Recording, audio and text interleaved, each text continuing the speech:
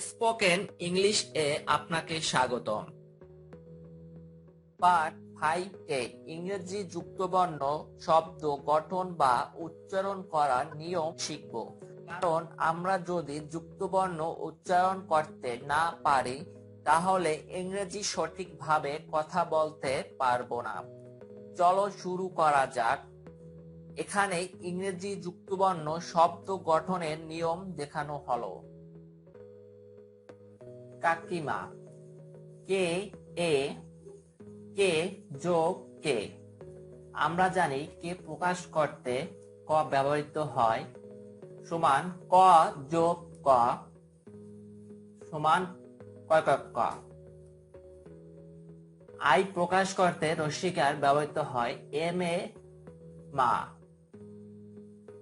উদাহরণ K A double K I M A কাকিমা। K A double K I M A কাকিমা। D O ডা, C যোগ টি। আমরা জানি সি তে প্রকাশ করতে ক ব্যবহৃত হয়, টি প্রকাশ করতে ত ব্যবহৃত হয়। ক যোগ ত কয় ত। ও আর, আমরা জানি ও তে আকার প্রকাশ হয়, আর এ র প্রকাশ হয়।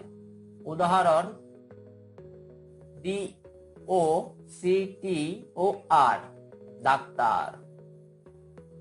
এম এ মা, এস টি এস এ স টি টে ট স যোগ ট ছয় ট। ই আর, ই প্রকাশ করতে আকার ব্যবহৃত হয়, আর প্রকাশ করতে র ব্যবহৃত হয়। যেমন উদাহরণ M A S T E R master.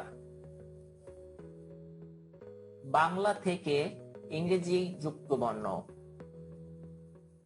কাকিমা, আমরা জানি কে এ কা, ক যোগ ক সমান কে কে। আইতে রস্যিকার, মা এম এ মা। যেমন উদাহরণ কাকিমা, K A double K I M A doctor. ডা, ডি ও ডা, সিতে ক, ততে টি, ওতে আকার, রতে আর। যেমন উদাহরণ ডাক্তার।